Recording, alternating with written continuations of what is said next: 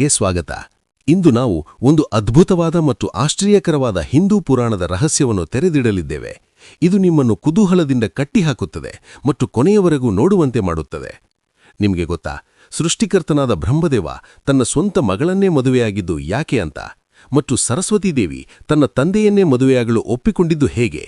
ಆದರೆ ಇದರ ಹಿಂದೆ ಇರುವ ರಹಸ್ಯಗಳು ನಿಮ್ಮನ್ನು ಆಶ್ಚರ್ಯಗೊಳಿಸುತ್ತವೆ ಮತ್ತು ಇದರಿಂದಾಗಿ ಬ್ರಹ್ಮದೇವರನ್ನು ಯಾಕೆ ಯಾರೂ ಹೆಚ್ಚಾಗಿ ಪೂಜಿಸುವುದಿಲ್ಲ ಅಂತ ತಿಳಿದುಕೊಳ್ಳಿ. ಹಾಗೆಯೇ ಮಹಾಶಿವ ಬ್ರಹ್ಮನ ತಲೆಯನ್ನು ಯಾಕೆ ಕತ್ತರಿಸಿದನು ಅಂತಲೂ ತಿಳಿಯಿರಿ. ಈ ವಿಡಿಯೋ ನಿಮ್ಮನ್ನು ಕೊನೆಯವರೆಗೂ ಕುರ್ಚಿಯ ಅಂಚಿನಲ್ಲಿ ಕೂರಿಸುತ್ತದೆ. ಸೊ ತಪ್ಪದೆ ಕೊನೆಯವರೆಗೂ ನೋಡಿ. ಮತ್ತು ನಮ್ಮ ಚಾನೆಲ್ ಅನ್ನು ಇನ್ನೂ ಸಬ್ಸ್ಕ್ರೈಬ್ ಮಾಡಿಕೊಳ್ಳದಿದ್ದರೆ ಈಗಲೇ ಮಾಡಿಕೊಳ್ಳಿ. ಬೆಲ್ ಐಕಾನ್ ಪ್ರೆಸ್ ಮಾಡಿ ನೋಟಿಫಿಕೇಶನ್ ಆನ್ ಮಾಡಿಕೊಳ್ಳಿ. ಮತ್ತು ಈ ವಿಡಿಯೋಗೆ ಒಂದು ಬಿಗ್ ಲೈಕ್ ಕೊಟ್ಟು ನಮ್ಮನ್ನು ಬೆಂಬಲಿಸಿ. ಏಕೆಂದರೆ ನಿಮ್ಮ ಬೆಂಬಲದಿಂದಲೇ ನಾವು ಹೀಗೆ ಅದ್ಭುತವಾದ ಮಾಹಿತಿಗಳನ್ನು ತರುತ್ತೇವೆ. ಸೊ ಲೇಟ್ ಮಾಡದೆ ಈಗಲೇ ಸಬ್ಸ್ಕ್ರೈಬ್ ಮಾಡಿ ಮತ್ತು ಈ ರಹಸ್ಯಮಯ ಕಥೆಯೊಳಗೆ ಡೈವ್ ಮಾಡೋಣ.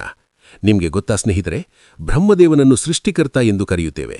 ಅವನು ಇಡೀ ಜಗತ್ತನ್ನು ರಚಿಸಿದವನು, ಮನುಷ್ಯರ ಹಣೆಬರಹವನ್ನು ಬರೆಯುವವನು ಅಂತ ನಂಬಿಕೆ ಇದೆ.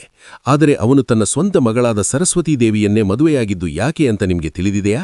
ಇದು ನಿಮ್ಮನ್ನು ಆಶ್ಚರ್ಯಗೊಳಿಸುತ್ತದೆಯಾ, ಅಥವಾ ಇದರ ಹಿಂದೆ ಇರುವ ಪುರಾಣದ ಕಥೆ ನಿಮ್ಮನ್ನು ಕುತೂಹಲಗೊಳಿಸುತ್ತದೆಯಾ? ನೀವು ಯೋಚಿಸಿ ನೋಡಿ.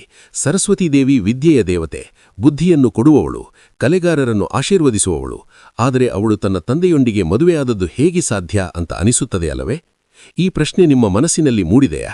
ಅಥವಾ ಬ್ರಹ್ಮದೇವನಿಗೆ ಯಾಕೆ ಕಡಿಮೆ ದೇವಾಲಯಗಳಿವೆ ಅಂತ ನೀವು ಎಂದಾದರೂ ಯೋಚಿಸಿದ್ದೀರಾ? ಹೌದು ಸ್ನೇಹಿತರೆ, ಇಂದು ನಾವು ಈ ಎಲ್ಲ ರಹಸ್ಯಗಳನ್ನು ತೆರೆದಿಡುತ್ತವೆ ಮತ್ತು ನೀವು ಕೊನೆಯವರೆಗೂ ನೋಡಿದರೆ ಮಾತ್ರ ಈ ರಹಸ್ಯಗಳು ನಿಮಗೆ ತಿಳಿಯುತ್ತವೆ. ಸೊ ಮಿಸ್ ಮಾಡಬೇಡಿ.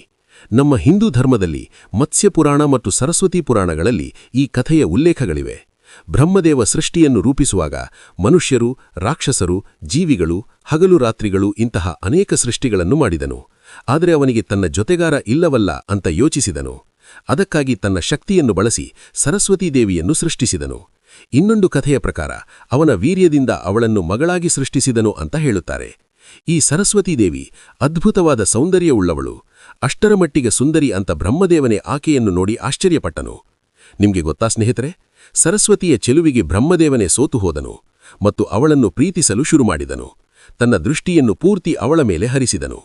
ಆದರೆ ಸರಸ್ವತೀದೇವಿಗೆ ಇದು ಅರ್ಥವಾಗಿ ಅವನ ದೃಷ್ಟಿಯಿಂದ ತಪ್ಪಿಸಿಕೊಳ್ಳಲು ಪ್ರಯತ್ನಿಸಿದಳು. ಇಲ್ಲಿ ಒಂದು ಆಸಕ್ತಿದಾಯಕ ವಿಷಯ ಏನು ಅಂದ್ರೆ, ಬ್ರಹ್ಮದೇವನಿಗೆ ಮೊದಲು 5 ತಲೆಗಳಿದ್ದವು. ಹೌದು, 4 5. ಸರಸ್ವತಿ 4 ದಿಕ್ಕುಗಳಲ್ಲಿ ಅಡಗಿಕೊಳ್ಳುತ್ತಿದ್ದಳು. ಆದರೆ ಬ್ರಹ್ಮ ತನ್ನ ತಲೆಗಳನ್ನು ಆ ದಿಕ್ಕುಗಳಿಗೆ ತಿರುಗಿಸಿ ಅವಳನ್ನು ನೋಡುತ್ತಿದ್ದನು. ಮೇಲಿನ ದಿಕ್ಕಿಗೆ ಹೋದರೂ 5ನೇ ತಲೆಯಿಂದ ನೋಡಿದನು.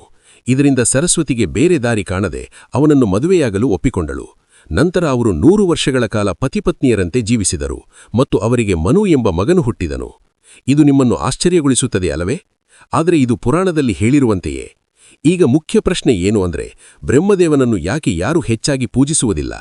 ನೀವು ಎಂದಾದರೂ ಈ ಬಗ್ಗೆ ಯೋಚಿಸಿದ್ದೀರಾ? ಅದಕ್ಕೆ 2 ಕಾರಣಗಳಿವೆ. ಮೊದಲನೆಯದು, ಸೃಷ್ಟಿಯ ಕಲ್ಯಾಣಕ್ಕಾಗಿ ಬ್ರಹ್ಮ ಒಂದು ಯಜ್ಞ ಮಾಡಬೇಕಿತ್ತು.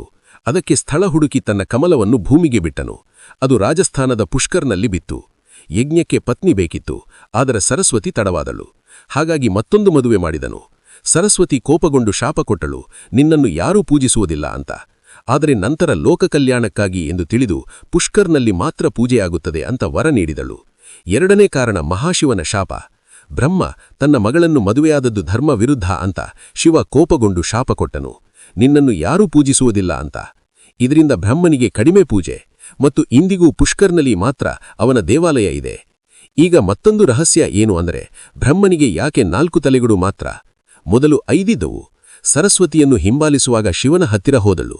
ಬ್ರಹ್ಮನ ಉದ್ದೇಶ ತಿಳಿದು ಶಿವ ಬ್ರಹ್ಮನ 5 ತಲೆಗಳೊಂದಿಗೆ ವಾದ ಮಾಡಿದಾಗ ಕೋಪಗೊಂಡು 1 ತಲೆಯನ್ನು ಕತ್ತರಿಸಿದನು. ಹಾಗಾಗಿ 4 ತಲೆಗಳಾದವು. ಸ್ನೇಹಿತರೆ, ಇದು ನಿಮ್ಮನ್ನು ಕುತೂಹಲಗೊಳಿಸಿತೆ? ನೀವು ಯೋಚಿಸಿ ನೋಡಿ.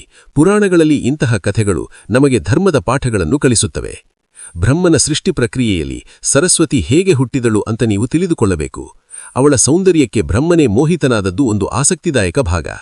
ನೀವು ಕಲ್ಪಿಸಿಕೊಳ್ಳಿ, ಬ್ರಹ್ಮ ತನ್ನ ಶಕ್ತಿಯಿಂದ ಸರಸ್ವತಿಯನ್ನು ರಚಿಸಿದಾಗ ಅವಳು ಎಷ್ಟು ಸುಂದರಳಾಗಿದ್ದಳು. ಅವಳ ಚೆಲುವು, ಅವಳ ಸೌಂದರ್ಯ ಅವನನ್ನು ಸೆಳೆದದ್ದು ಹೇಗೆ? ಮತ್ತು ಅವನ ಪ್ರೀತಿಯ ದೃಷ್ಟಿ ಅವಳನ್ನು ಹಿಂಬಾಲಿಸಿದ್ದದ್ದು. ಸರಸ್ವತಿ ತಪ್ಪಿಸಿಕೊಳ್ಳಲು ಪ್ರಯತ್ನಿಸಿದಳು, ಆದರೆ ಬ್ರಹ್ಮನ 5 ತಲೆಗಳು ಅವಳನ್ನು ಎಲ್ಲ ದಿಕ್ಕುಗಳಿಂದ ನೋಡುತ್ತಿದ್ದವು. ನೀವು ಯೋಚಿಸಿ ನೋಡಿ, ಇದು ಎಷ್ಟು ವಿಚಿತ್ರವಾದ ಕಥೆ. ಆದರೆ ಪುರಾಣದಲ್ಲಿ ಇದು ಶಕ್ತಿಯ ಮತ್ತು ಸೃಷ್ಟಿಯ ಸಂಕೇತವಾಗಿರಬಹುದು. ಮದುವೆಯ ನಂತರ ಅವರು 100 ವರ್ಷಗಳ ಕಾಲ ಒಟ್ಟಿಗೆ ಇದ್ದರು ಮತ್ತು ಮನು ಹುಟ್ಟಿದನು. ಮನು ನಂತರ ಮಾನವಕುಲದ ಮೂಲಪುರುಷನಾದನು ಅಂತ ಹೇಳುತ್ತಾರೆ. ಈಗ ಬ್ರಹ್ಮನ ಪೂಜೆಯ ಕುರಿತು ಮತ್ತಷ್ಟು ಆಳವಾಗಿ ಹೇಳುವುದಾದರೆ ಯಜ್ಞದ ಕಥೆ ತುಂಬಾ ಆಸಕ್ತಿದಾಯಕ. ಬ್ರಹ್ಮ ಕಮಲವನ್ನು ಬಿಟ್ಟು ಪುಷ್ಕರ ಆಯ್ಕೆಯಾಯಿತು. ಯಜ್ಞಕ್ಕೆ ಪತ್ನಿ ಬೇಕು, ಆದರೆ ಸರಸ್ವತಿ ತಡವಾದಳು. ಹಾಗಾಗಿ ಮತ್ತೊಂದು ಮದುವೆ ಮಾಡಿದನು. ಸರಸ್ವತಿ ಕೋಪಗೊಂಡು ಶಾಪ ಕೊಟ್ಟಳು, ಆದರೆ ನಂತರ ವರ ನೀಡಿದಳು. ಇದು ತೋರಿಸುತ್ತದೆ ದೇವರುಗಳು ಮಾನವೀಯ ಭಾವನೆಗಳನ್ನು ಹೊಂದಿದ್ದರು ಅಂತ.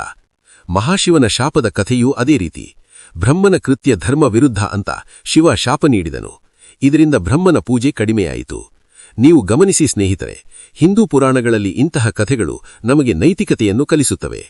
ಬ್ರಹ್ಮನ ತಲೆಯ ಕಥೆಯನ್ನು ಮತ್ತಷ್ಟು ವಿವರಿಸುವುದಾದರೆ, ಸರಸ್ವತಿ ಶಿವನ ಹತ್ತಿರ ಹೋದಾಗ ಬ್ರಹ್ಮನ ತಲೆಗಳು ವಾದ ಮಾಡಿದವು. ಶಿವ ಕೋಪಗೊಂಡು ಒಂದು ತಲೆ ಕತ್ತರಿಸಿದನು. ಇದು ತೋರಿಸುತ್ತದೆ ಶಿವನ ರೌದ್ರ ರೂಪವನ್ನು. ಸ್ನೇಹಿತರೆ, ಈ ಕಥೆ ನಿಮಗೆ ಇಷ್ಟವಾಯಿತೆ? ನೀವು ಇದರ ಬಗ್ಗೆ ಇನ್ನಷ್ಟು ತಿಳಿದುಕೊಳ್ಳಲು ಬಯಸುತ್ತೀರಾ? ನಮ್ಮ ಚಾನೆಲ್ನಲ್ಲಿ ಇಂತಹ ಅನೇಕ ಪುರಾಣ ಕಥೆಗಳಿವೆ. ಸೊ ತಪ್ಪದೆ ಸಬ್ಸ್ಕ್ರೈಬ್ ಮಾಡಿ ಮತ್ತು ಕಮೆಂಟ್ನಲ್ಲಿ ನಿಮ್ಮ ಅಭಿಪ್ರಾಯ ಹೇಳಿ. ನೆಕ್ಸ್ಟ್ ವಿಡಿಯೋದಲ್ಲಿ ಯಾವ ಕಥೆ ಬೇಕು ಅಂತ ತಿಳಿಸಿ. ಥ್ಯಾಂಕ್ ಯು ಸೋ ಮಚ್ ನೋಡಿದಕ್ಕೆ. Bye bye. ಹಲೋ.